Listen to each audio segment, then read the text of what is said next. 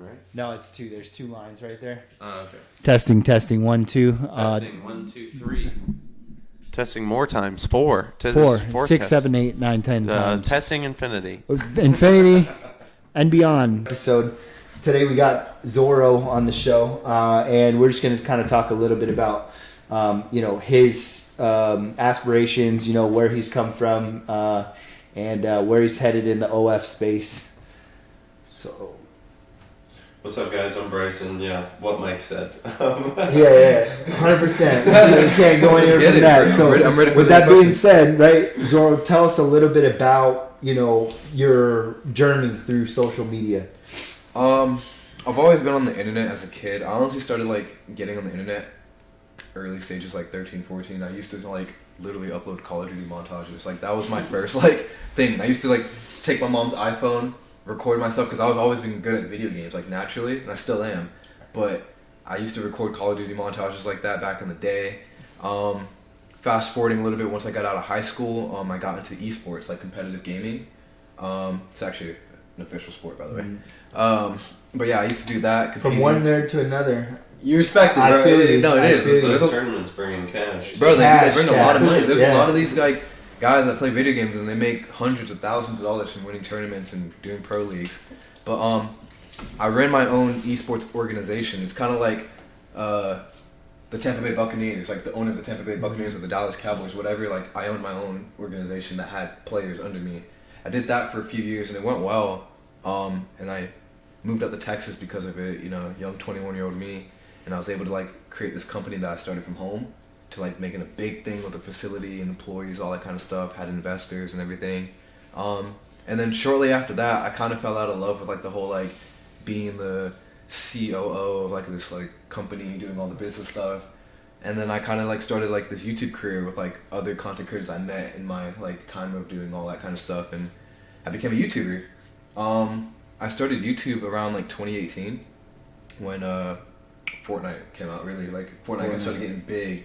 Yeah. And I started making Fortnite videos. I really wasn't even that good at the game. That was the one game that I wasn't even that good at. But The building. yeah, I just wasn't. It took me forever. As I got later into it, I got better. Yeah. But I was really late to the game. All these other people were really good and I wasn't. But I was funny. I just did a lot of pranks and skits and stuff like that on Fortnite. Just dumb things and stuff like that. And I had friends that helped me out as well, that were doing YouTube. Uh-huh. And it went well. Eventually, it became my full-time career for about 2 years. And going to 23-ish, 24, because I'm 25 now, I kind of just fell out of love with video games. I slowly stopped making gaming videos and I started doing pranks and stuff like that. And that even wasn't really working for me as well. Having such a gaming fan base, and I just kind of was falling out of love with it. And I think what was really stressing me out was me getting older, having so many bills, needing to make a career for myself. I was like, wow, if I had a kid or if I had a wife, I really can't provide because I really don't make enough. And I need to do something that, works better for me, but also something that I'm actually good at and I don't hate doing. I started to kind of not like the process of YouTube anymore and stuff like that. It was really expensive and the community and stuff like that. Not to downgrade it or anything, but it just wasn't my thing as I got older. It was a lot more fun when I first started. It's funny how money tends to ruin a lot of things, right? It really can. It sucks because I really wanted to be a YouTuber. I was that's my dream. That's my goal. I want to do it to the rest of my life. And I had to find another passion. I did. It was just, and honestly, doing OF now, I have a YouTube channel myself now where I post my shorts, and it's kind of I'm still going after that dream. You know what I mean? I'm still in that area, just in a different niche. Different niche, yeah. A lot, probably a lot less perfection. Yeah. Yeah. How about perfectionism? Was that something that you struggled with? Yeah, because, I feel I feel OnlyFans gets a lot of hate with a lot of just regular society, but I don't feel there's any competition in the OF game. I don't know, something as simple as people always want to collab. If you do OF, you could find a collab within the first hour of making an account. You know what I mean? With people like that, for you to collab with another big YouTuber, it doesn't work like that. A lot of people, because they don't want to share their views, they don't want to do this, that, and the third. At least in the gaming scene that I was in. I don't know about like vloggers or anyone else, because YouTube is like spread out with totally different niches or whatever. Yeah. But like, that's one thing that stood out to me. You could always make friends in the OF thing, like quickly. Met Bryson like that. That's do you even remember how like we met? Twitter, I think you inboxed me or whatever. Do you remember what I said to you though? No, to be honest. I literally tried to buy like a retweet from him because he was just so big on Twitter and I was starting out. Oh, I and think he denied it. Yeah, he literally denied it. He was like, you said something. You're like, I said I don't really like want to like charge people for retweets, but if we ever end up collabing or something, I'd be happy he was to just put like you on that. it, just like and then that. he introduced me to you. He's like, you really should talk to my bro Mike. You know what I mean? He's like my manager, this and that. And like, you click off. He's like, you told me like, oh, you got potential, bro. And like, now we're here. Like, yeah, that's funny how that works. Yeah, like that's what like 10 months, right? Or like maybe 7 or 8 months or so. The only reason it took us so long to actually connect though is because I was in Arizona and he was in Florida. By the way, that's why it took 10 months, or else we would have been hanging out. No, because I actually remember because everybody who reaches out to Bryson who like wants help with their OF or whatever, like he always refers them to me, right? And I guess I'm kind of like the guy who's like, shit or get off the pot, like you know what I mean, like you either want this or you don't, right? Yeah, like also I'm like busy running my own OnlyFans, and Mike is like has all the knowledge I have, except he doesn't have an OnlyFans to run, you know what I'm saying? Yeah, he helps manage mine and stuff and keep things like gives me ideas and stuff, but he's not like running an OnlyFans and creating content and stuff like that, so it's just easier to get him to give them advice because he's better at talking, he's better at wording things than I would be. I'd be like I'd be very blunt about it, and I'd be like, they'd be like, I don't know, I just don't really have patience for people that really don't want to better themselves. Because I feel like you're one of the very few people, other than Steven, that I know in the OnlyFans game that actually wants to put in the work and actually do shit for their OnlyFans. And like, it's not even just for like the money, you do it because, like you're saying, I feel like you're looking for something that you're passionate about. Yeah. And who's not passionate about beating their dick? serious. He's got a point. Yeah. I'm pretty passionate about that. Yeah, serious. That's why he's funny to me. Yeah. Like, he'll get so he was like actually speaking back. So I'm serious. Everything you think is like, yeah, who's not passionate about being just like Bryson? Yeah. Just out of left field. Yeah, just out of left field. But I like that. It's good, yeah. But I remember you're like, hey, this guy has a potential. Like he's doing really good on Twitter. I think you had 16K at the time. I did, yeah. Yeah, 16K on Twitter, and I didn't know what I was. I reached out to you, I think, and I'm like, hey, what's up? You know, Bryson told me to hit you up, and I think you're one of the few people that took action. You bought the coaching when it was $100. Well, I mean, it's still cheap or whatever. Now it's in the form of a course, but like the coaching when it was $100. And I remember that for like the first month or two, like you went hard, and then you had your biggest month. Yeah, like until now. Like we got to fast forward a little bit, but yeah, I mean, from the time March. It was in March. I bought that course like March like 1st, 2nd, or whatever, something like that.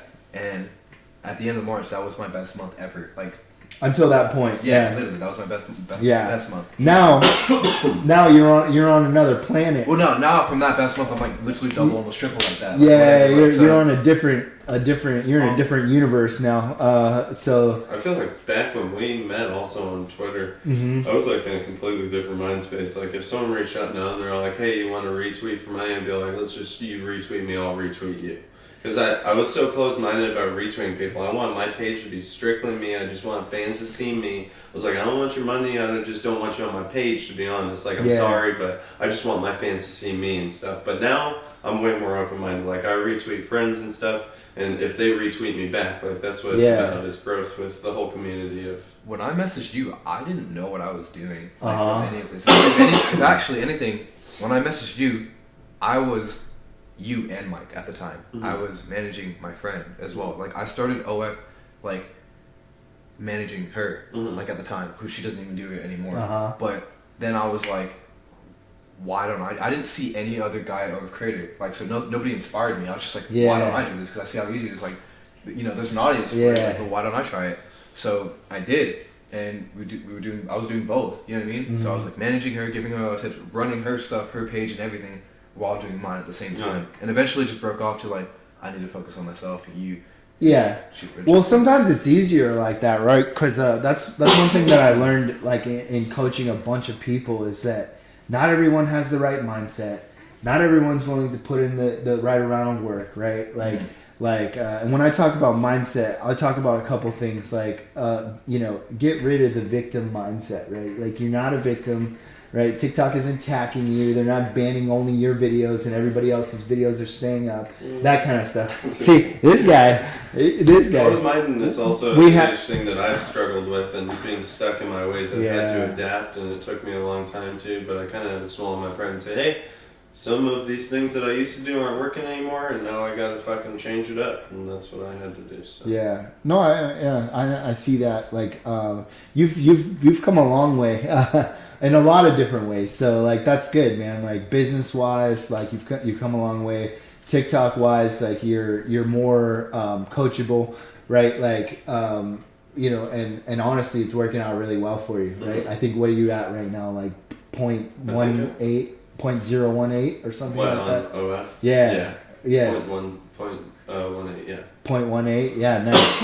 What was that, like 0.3? I think last month you were at like 0.43 or something. Yeah, I just got a little lax with it. Which was a low. That was a low point for you. Ever been. How did that make you feel, like, when you were there? I don't know.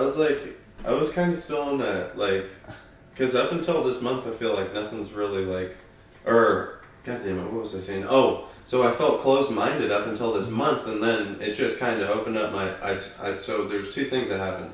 I saw that I got hired to 4.3, and I was like, shit, something's got to change, because obviously what I'm doing right now isn't working. And then the second thing that happened is I saw Zoro on Instagram Reels absolutely killing it with views, and his Instagram followers were blowing up, and I was not putting any effort into my Instagram, any effort into YouTube, and he just proved it to me. It's like he proved it to me, like third-party validation. Yeah, like we've proved that what we do on our course and how we do our shit, like how we prove that to you, that shit works too. So we kind of came together, and we've put the information that you've taught me and Mike and what we've learned together in our 2 years in that course. So yeah, we have. So. Because, I mean, you're actually, not often, right, does the student teach the teacher, right? And you've shown us some cool stuff too. So, I mean, kudos for that. Like, we appreciate that. Why don't you talk a little bit about, like, where you're at now? Like, what are your views on OF? Like, where are you trying to head with it? Like, are you having fun? That kind of stuff. So right now, currently, I'm doing the best I've ever done in OF, and I'm very happy with it. I have fun with it because, like, I think a lot of the stuff that I put out, like, content-wise, is very quality on my page. Like, I don't put out anything that I feel like if I was looking for, like, I wouldn't want to watch it. I wouldn't want to sub to that, or it's always half-assed or anything like that. I think a lot of my TikToks and my Instagrams and Reels and everything, like, I think they're really funny. Like, I think they're actually quality stuff, and like, I see why people laugh. Like, it's like I think everyone in our crew really cracks me up all the time. Just dumb stuff like that. It's funny. I think it's funnier than most of the shit I see on TikTok. Honestly, I think for a fact, I definitely will say that. Like, not to be big-headed or anything, but I think that we're pretty fucking funny. I agree. I stand by him on that one. We're pretty damn funny. I feel you. I actually learned something from you guys, just from, like, basically being your business partner over the last, like, couple years, right? And then you, and then Steven. And I think it's a life lesson, honestly. Like, it's a life lesson. And what it is like, I learned that the worst thing that you can do in life is take yourself and, like, others around you too seriously.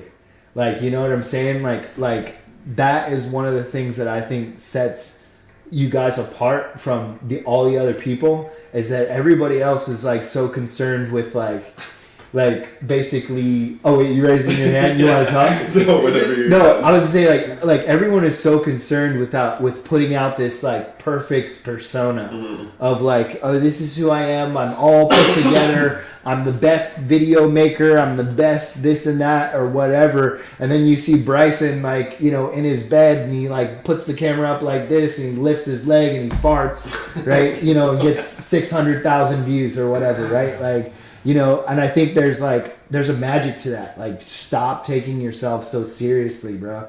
Like, because others aren't, right? Like, they're not taking you as serious as you take yourself. So that's a cool lesson I learned from you guys. Yeah. What about you, Bryson? Like, you know, how's OF going for you? Like, it's going pretty good. Like I said, it's in the past month, it's completely changed. Like, I'm getting close to being like, what's my highest following? Their subscribers been like almost 7,000. I think you have like 7,000, which is a crazy number. I'm like creeping up on it again. Like, I'm getting, if things keep this way, in the next couple of months I'll be like close again, I think, and that's makes me happy. And then also like connecting with new people and meeting new people, and it's always a good opportunity through social media, not even just OF, but just like Instagram and TikTok. Whenever I go live on TikTok, like I just met actually super chill dude Vernon like a weekend ago or 2-3 weekends ago, and I just like meeting new people through social media. So I mean, and like you were saying, like every time I can think back to like when I've taken life too seriously, like, oh, my life is depending on this job, if I lose it, it's fucking over. I've always been the most unhappy that I've ever been in my life is when I always take things way too serious. Yeah. So I like to have fun and just chill. And what about you, man? What do you think about that? Life in general, how to take things serious and whatnot. I'm the same way. Like, I don't like, my brain doesn't work like that. Like, people always stress about like, what am I gonna do in the next like year? Or, like, what am I gonna do this? Or like, I have to go to work, or I have to do this, or like, I'm scared to do this. You know what I mean? This is the safer route. And it's like, I don't believe in any of that. Like, here for a good time. I don't believe in it either. Yeah, no, honestly, I've seen some people do some crazy things. Mind you, it's just a handful of people, right, out of like dozens, right, that I've talked to in this business. But if like let's talk about it, because it's kind of like what you did, right? Like you kind of took the advice, right, but then you kind of like stayed on kind of like the chill path. Like the safe path. You started going to school and you were working a job and stuff like that. And then all of a sudden, I think it just clicked for you. Like, yo, this is a real opportunity, right? Like, no, definitely, yeah. Like, talk us through that. So currently, right now, I still have a day job. I'm a personal trainer. Yeah. And my passion with like doing OF this year also started with like personal training, because like a big thing for me is like, way before this year, I was extremely skinny, like frail. Couldn't even lift that water bottle, like extremely frail. I swear to God, I'm not even kidding. Like, I will show you a picture. I don't think you've actually ever seen a picture of me. Last year, just December. I love your transformation. No, though, like man. literally frail. Like, I wish I had your dedication, bro. To go to the look gym. at me and be like, bro, please go eat some food or something like that. Like, you know what I mean? And like, so I got a personal trainer. Went through very hard nights of like, you know, getting fit and stuff like that, like very hard training sessions. I used to down these gallon shakes every night called mass gainer just to gain weight, because my metabolism is really fast and I just don't eat a lot. Now I do, but like I just wouldn't. So after having a personal trainer, and then I kind of like drifted off into working like by myself, and then I got like a job as a personal trainer as well. I'm like, wow, I really like fitness. And it was the same time with when I started like, you know, working with you guys as well. So I guess what happened, like going like towards like the summer and stuff like that, like I had these two passions, and I was like, I really want to see what weighs out for me, because like I really just want to be happy. That's it. You know what I mean? These last few years of YouTube, I just wasn't happy. So I was like, I knew there was an opportunity with OF, but I like, you know, this training and like this day job. So I kind of took more of like the day job, and I was, you know, doing that, and I kind of like realized, I was like, dang, like I really only get paid this much, and I put this much work into it. And I was like, you know, it's cool and all like to do this, but I was like, this can't be it. Like I can barely like survive on my own. Like imagine if I had like a family or just wanted to do anything. You know, I can't even think about that. So within the last like 2 months, honestly the last month, I flipped it. I was like, instead of treating my day job like my main job and OF like a side job, OF main job and, you know, part-time job, which is what it should have been originally. Yeah. You said that as well. I said that. like Bryson, I feel like sometimes I'm very hard-headed and stuck in my ways, and like you could tell me one thing, but if if Zoro doesn't want to do it, I'm not gonna do it. Yeah, well, it's hard to take that leap of faith, especially because like I worked a day job for a year and a half while I was making 30 or 40 grand, sometimes even more a month, just because I was like, well, what if it ends tomorrow, or what if it ends next month? And I said that for a year and a half, and I was like, doesn't look like it's ending. So I'm gonna take that leap now. But it was hard for me too, because it's like, there's like, especially when you're an adult and you're living on your own and stuff too. As in my position, whenever I was working my job and I just bought my first house, I was like, damn, if I take this leap of faith and quit my job, what if it does end tomorrow? And I can't pay my bills, and the classic case of overthinking and scarcity mindset. 100%. I like that. I like that. Is that like something like Mike said or something? Yes. I always say that, man. I say that like when you start worrying about the lack, right? The lack of anything, the lack of money, the lack of time, the lack of opportunity. When you start worrying about that, you're living in a scarcity mindset, right? Like you're literally living in a mindset where you're worried that you're not going to have the things that you need. And I think, I don't know for sure, but I think it's a scientific fact at this point that an abundance mindset of like, there's tons of opportunity out there for me, there's lots of things I can do, will get you further in life than saying, oh, that'll never work for me, or, that doesn't work for me, or I won't have a shot at that, or things are going to stop working for me, or whatever. So that I always tell Bryson that abundance mindset, right? And then, just kind of like weighing the opportunities, because we had this conversation like 6 times before he decided to finally quit his job. I was like, bro, like, you've already said like you don't like being out in the sun, like twisting wrenches and trying to figure out like complex like construction problems, like and how can you do that when you're making 30-40 grand a month? Like if you just took that time and energy that you're spending on your day job and you put it towards this other job, right, there's no limit to what you could do. And that was the same thing that I told you too. And for me, like, dude, don't get me wrong, if it's the right job that you like and that you enjoy and it gives you life, then you should do it, right? No, like 100%, because like I looked at it like, if I truly loved it, and like, which I do like it, I don't love it as much as like I would want to do this. Like I loved it. I realized that my roots was being an entrepreneur, being my own boss. And like, if it was the other way around, I feel like you were also the type of person where like, if that's what you love to do and it makes you happy, please go do it. You know what I mean? Like, because at the end of the day, happiness is wealth at the same time. Happiness is wealth. And I will say, like, not sure if you guys agree or disagree, but like, I used to be like, wow, why doesn't everyone do this? Or, why don't you just not? Like, big opportunity, because like, with the day and age we live in now, there's so much opportunity to make money on the internet, right? And so sometimes it feels like, dang, like, you guys are missing out if you're not doing this and yada, yada, yada. But like, this also isn't for everyone. It's not for the birds. You can't be weak-minded and want to do this, bro. Like, you gotta... It's really not easy, honestly. Yeah, people say it's easy, they but think it's easy because we make it look easy. That's the point. Like, well, everything on social media is made to look easy. Yeah, it's mentally strenuous sometimes. Of course. No, it is. Yeah, no. This is what I could say is that this is an extremely difficult thing to do. 100%. Right? People don't get it.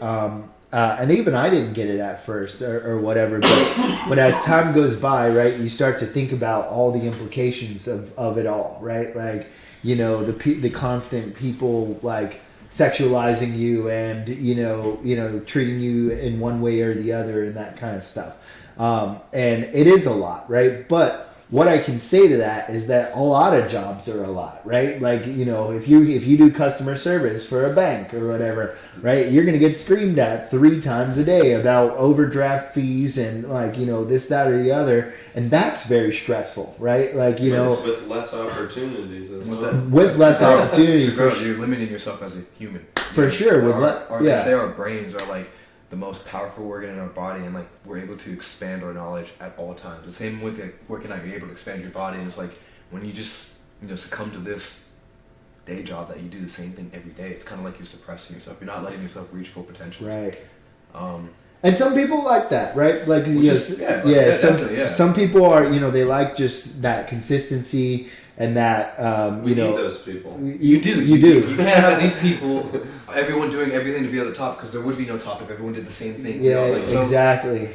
There's just, I don't know how to explain it. It takes a special kind of person, I think. Yeah, a special person if you can do it. And, like a lot of different vocations, right? Jobs, right? They go through different things, right? Doctors got to be on call, right? They got to deal with very stressful situations, right? And it's not the same, right? Like, let's be honest. It's funny that we're comparing like OnlyFans to like being on the top. I mean, it's because we have higher aspirations that we're investing this money and things like that into. We plan on growing this. We're not going to be OnlyFans creators for the rest of our life. When we say we're on top, it's because that's our goals. We plan on getting filthy fucking rich. Part of it. I plan on getting filthy fucking rich eventually. We've bought 4 houses. We're investing our money. We're trying to get there. We want to invest in other businesses, possibly a gym in the future, possibly commercial real estate. Possibly apartment complexes. Multiple things. Coffee shops, plant shops. We don't know. We're thinking. Match them together. Coffee and plants. Right? Like, yeah, so like we got a lot of good ideas on the board, but yeah, so I'm glad you finally took that leap of faith, because if anybody could do well in this business, I would have to say it was you, and you've proven that to me, that your past in social media like really is setting the way and the example for your future, right? Like, you crushed it before, you're crushing it again. Like, I'm excited to see you keep growing, right? And I'm excited to keep growing with you, honestly. Yeah. And what I have to say is, what would be your recommendations for people who think that they are cut out for this, right? Like, they think that OnlyFans is a good opportunity that they can capitalize on.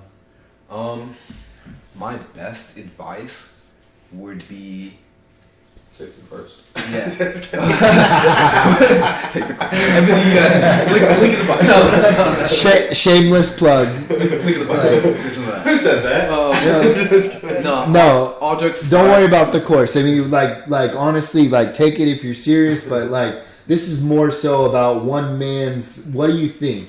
My genuine advice would be, give it your all. Like, whatever you're thinking about doing that, like, would be suppressing yourself, or like, some people have the whole like, I don't want to show my face, or I don't want to do this, or I don't want no one to find out. Other than that, like, if you know you have the raw talent, like, you could be good, you need to give it everything you got, and don't be afraid to put yourself out there on social media. You know what I mean? To get any type of attention or eyes. Simple as that. Like, just go ham. Like, you know what I mean? Like, ham. Just post. Ham. Post wherever. Any social media. There's hundreds of like social medias that have like, hundreds and millions of thousands or whatever of active users and stuff like that. You can pull views anywhere. Like, so you just need to not be afraid to put yourself out there, because like, at the end of the day, you're gonna get judged regardless. You work a 9-to-5 job, you're gonna get judged. People are gonna be like, oh, go work at McDonald's. People are gonna call you a bum, even though that's still having a job, right? Right. Technically, you're still working. It's a good job. Yeah, it's a lot of people got their start at McDonald's. Right, and killed it. People look at people that work at McDonald's or Burger King or Walmart or whatever, and like, they still judge you for literally still working. So you might as well not give a fuck, and like, you know what I mean? Seriously. Like, and actually go make some money, because at the end of the day, once you become successful, people tend to judge less because they see the success. They'll judge you at the start. They're definitely gonna say a bunch of shit at the start, but then they see the success and they're like, oh, that person is actually smart. Like, you know what I mean? Like, that person's actually crushing it. Well, that's why a lot of artists are all like, you were calling me a bum whenever I was trying to make it in this industry, and now you're asking me for free tickets for you and your right, house. or like, yeah, no, and literally. You miss 100% of the shots you don't take. That's what I was going to say also. Jim Carrey has said it, but there's a lot of people that Michael Jordan, bro. There's a lot of people that have said that. He's not the first person. I don't watch sports. Okay. He might have been the first. He might Michael have. Jordan is the first person that said that. I used to have that post as a kid. I feel like that's been around, like one of those things that's been around since. That's a basketball thing. Yeah, like so 100% of the shots that you don't. 100% of the shots that you don't take. I feel like it's like 100% of the shots in life you don't take, but possibly yes. I don't know. I don't watch sports at all, except UFC. I like UFC. Yeah. I'll let it slide. Let him slide. My this brothers time. would hate me because they're from Chicago too. They love that they're. I had that poster as a kid. I remember. I love that one. Yeah, that's awesome. Yeah, no, that's how I feel too. I honestly feel like we're raised with our parents' expectations and ideas around attention, right? And what do your parents tell you? Your parents tell you, okay, honey, go to school, get a good job, put your nose down, right? That's the first thing they tell you. That's all they know. Put your nose to the grindstone, right? Don't stand out, right? Like, right? You know, and do, you know, unless it's in a good way, right? Do a good job, right? And I think that idea of being scared of attention, right, is one of the main things that is holding back entire generations. My generation, your guys' generation of people, right? From like achieving like something great, right? Like, and this newest generation's like, F it, bro. Like, these kids are making like hundreds of thousands of dollars a month at like 16 and 17 on like Or YouTube, that drop shipping, plays like, with toys. How much does that kid make? oh, dude, he's the highest paid YouTuber in the world. I know exactly He what you're makes talking about. $30 million a year For playing with toys. for playing with toys, From bro. your channel. I know exactly Like, what you're talking about. I play with toys. Not those stories. Wild, bro. You're wild. Did you No, know imagine you make a YouTube. that was a good one? That was a good one. You know, he actually had a blimp in the Macy's Oh, yeah, you told me, yeah. like Thanksgiving Macy's Day Day parade. That kid had his own blimp. That's crazy. He's got his own.